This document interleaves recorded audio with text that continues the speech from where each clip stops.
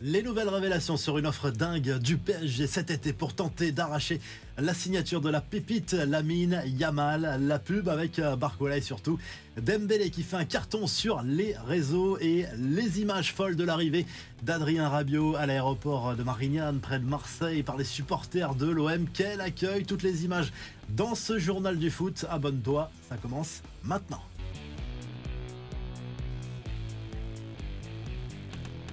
C'est une nouvelle aventure qui démarre très fort pour Adrien Rabiot dans la cité phocéenne. On reviendra à la fin de ce journal du foot sur les images folles de l'arrivée de l'international français à l'aéroport de Marignane. L'ancien parisien visiblement surpris par cet accueil de rockstar. Il a lâché quelques mots sur ce choix de carrière qui en a surpris plus d'un.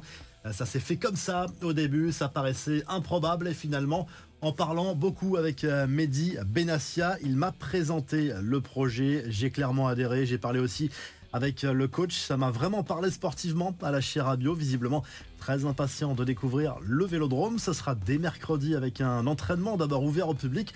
Concernant ses grands débuts à l'OM, il le reconnaît lui-même, il risque d'être un peu juste physiquement pour le match contre Lyon dimanche en Ligue 1. Preuve en tout cas que les supporters marseillais attendaient son arrivée avec impatience. Plusieurs milliers de personnes ont suivi en direct l'avion du joueur sur le site spécialisé Fly Radar 24 pendant tout le vol jusqu'à l'arrivée à Marseille.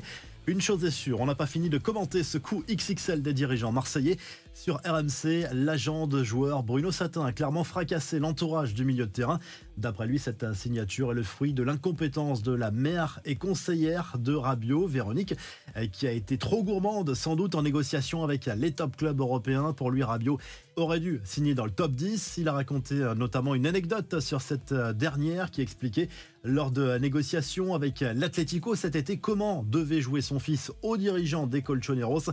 On prend des nouvelles d'un ancien Marseillais et à présent direction l'Italie. Ça se passe bien pour Flo Thauvin en Serie A du côté de l'Udinese. Le champion du monde 2018 a permis à son équipe de renverser Parme lundi soir en clôture de la 4e journée. L'ex-olympien a inscrit un doublé et le club du Frioul est même en tête du championnat italien. L'actu du PSG à la veille de son entrée en matière en Ligue des Champions, ce sera mercredi soir, on le rappelle, contre Gérone au Parc des Princes.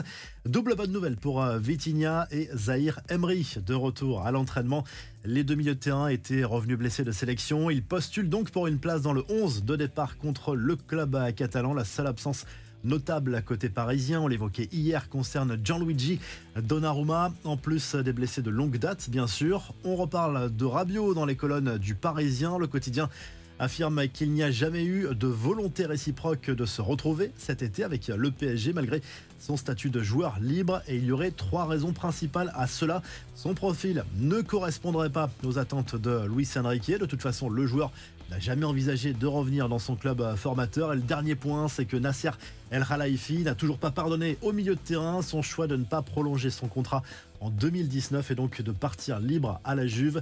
Tu l'as peut-être vu tourner sur les réseaux. Ousmane Dembélé et Bradley Barcola sont à l'honneur dans la dernière pub de leur équipementier. Adidas envoie ainsi Dembélé consulter son psy, joué par Malik Bentala. Une séquence dans laquelle on peut apprécier le jeu d'acteur de Dembouz, toujours aussi souriant. Barcola n'apparaît qu'à la fin de cette pub. C'est forcément un moment important dans la carrière de Kylian Mbappé. Premier match pour lui avec le Real en Ligue des Champions ce mardi soir contre Stuttgart, 21h sur Canal+.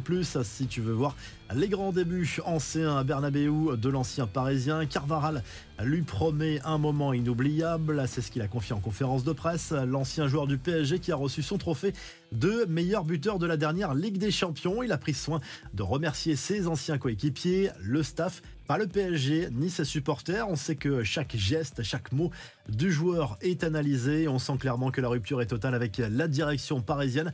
Pour ce match contre Stuttgart, 2 bonnes nouvelles pour le club merengue. D'abord, le retour de Jude Bellingham qui s'était blessé le mois dernier. On retrouve d'ailleurs l'international anglais à la une du journal AS ce mardi. C'est forcément un retour capital dans le dispositif de Carlo Ancelotti. Retour aussi du français Aurélien Tchouaméni qui avait manqué le dernier rassemblement des Bleus. Et puis du côté du mercato, la bonne nouvelle, c'est la prolongation imminente de Ferland Mendy. Le latéral merengue va être prolongé jusqu'en 2027 selon la presse espagnole. L'ancien lyonnais se trouvait dans sa dernière année de contrat. Le Barça a bien mis un gros stop au PSG cet été, si l'on en croit les révélations d'un agent de joueur espagnol qui gère notamment la carrière de Dani Olmo, arrivé en Catalogne cet été. Le champion de France aurait bien tenté de recruter la pépite Lamine Yamal avec une offre de 250 millions d'euros, proposition refusée par le club catalan selon Andy Barra.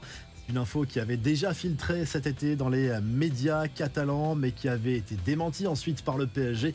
On en parlait précédemment dans ce journal du foot. Yamal a exprimé la volonté de rester très longtemps au Barça pour marquer l'histoire des Blaugrana.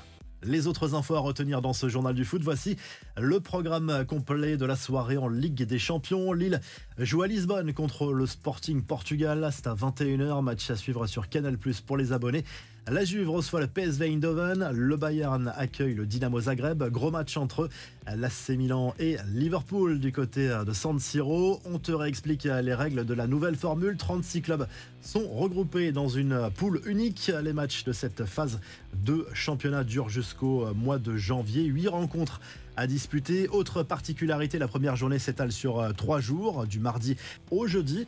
Il faut terminer dans le top 8 pour être directement qualifié pour les 8e de finale. Pour les équipes classées de la 9e à la 24e place, ce sera des playoffs aller-retour, donc 2 matchs de plus à caser dans le calendrier. Les compétitions européennes de clubs ne sont plus connectées entre elles. Les clubs classés en dessous de la 24e place sont complètement éliminés. Il n'existe plus de système de repêchage avec la Ligue Europa. Et toujours à propos de cette C1, le super ordinateur d'Opta a dévoilé les favoris à la victoire finale en prenant en compte le calendrier. Manchester City arrive en tête devant le Real Madrid et l'Inter Milan. Le PSG, qui a un calendrier infernal, est loin derrière, mais ça reste des probabilités. Des nouvelles d'Anthony Martial, libre depuis son départ de Manchester United. L'attaquant français aurait trouvé un accord avec l'AEK Athènes en Grèce. On n'attend plus que l'annonce officielle. Son nom avait circulé du côté de la Ligue 1 cet été.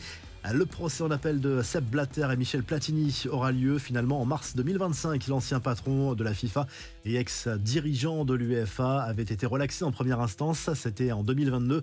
Ça concerne le fameux paiement d'une prime jugée déloyale d'un montant d'1 830 000 euros. Allez, on se quitte avec les images de l'arrivée de Rabiot à Marseille. Comme promis, c'était la folie lundi soir à l'aéroport de Marignane. Abonne-toi et on se retrouve très vite pour un nouveau journal du foot.